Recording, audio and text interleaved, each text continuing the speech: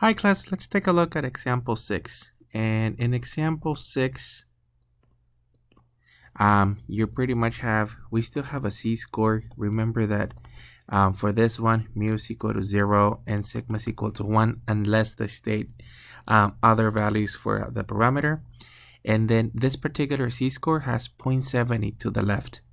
So technically, I'm just going to say that 0.70 it's about here, and this would be the z-score.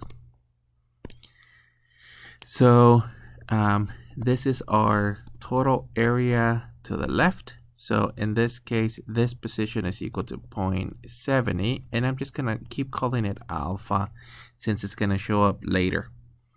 And then let's run it in the calculator. So in this case, it'll be second, and then distributions, and then inverse norm. This one will have a 0.70 to the left.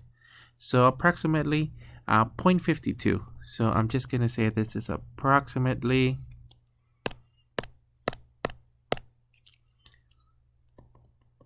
0.52. And let me just display it again. So your solution, we're just going to say let C is equal to a z-score.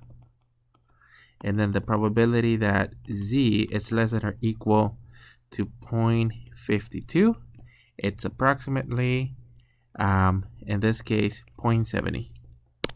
So this is supposed to be a 0.70 to the left. That would be our main solution.